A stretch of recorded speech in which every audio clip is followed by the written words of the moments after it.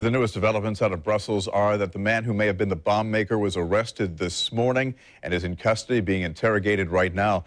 Let's get some perspective as to what happened. Former U.S. Ambassador to the United Nations Nancy Soderberg joins us here on the morning show. Good to have you here. Good morning. Thanks for having me. What happened in Brussels seems to be a grim fact of modern life these days. And as shocking and as horrendous as it is, we shouldn't be surprised. No, we should not be surprised, but it is absolutely horrific, and it puts the fear in all of us. We're all at risk, and I think there's a few steps that we can take that will make us feel a little bit safer. One is to dramatically increase the surveillance of ISIS operatives. That will mean a little bit more government intrusion on your cell phones, your web, and your email, the electronic communications that we use. We need to find out who's making these bombs.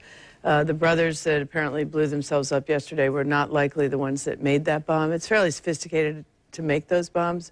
And ultimately, we have to get at the root cause of ISIS's safe haven in Iraq and Syria. In 2016, we can't have a third of Iraq and a third of Syria run by ISIS that has taken credit for this operation and is helping to plan more. It's encouraging people to do them on their own, but they're behind it. And we need, I think, more ground troops in Iraq, and I think those are going to be U.S., and we need a coalition in Syria to work with this horrible government there to restore the territorial integrity and kick ISIS out of its home base. And that's going to be the best way to keep us safe. It's not easy, and it's going to take a lot of leadership from the United States, but I think that's our only choice. Is this also going to fuel the debate over migrants in a fractured Europe?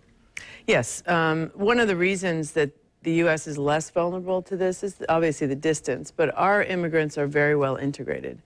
Immigrants in Europe are not, and so the first generation feels okay if they're kind of on the margins, they don't really speak the language, but they want their kids to succeed, and those kids expect to be treated fairly.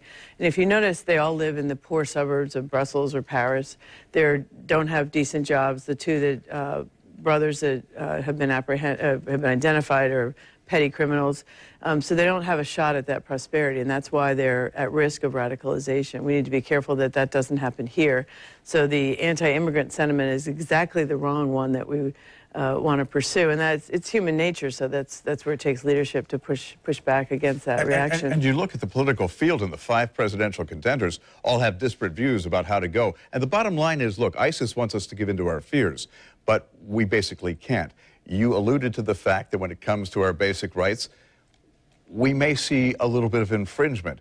Is it come down to an issue of borders or intelligence at this point? I think it's intelligence. You know, some of these are Americans who could be radicalized. It's really watching them pulsing the system, and again, getting at the root of the ISIS territorial control, where they can plan all this stuff freely. That, to me, is unacceptable in the 21st century, that you have big chunks of Iraq and Syria controlled by terrorist groups that is literally sitting there plotting to kill us.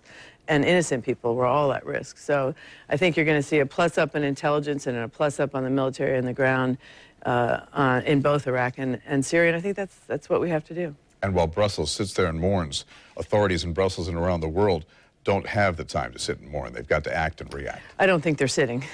Nancy Thank you very much. Thank you for being here. Appreciate it.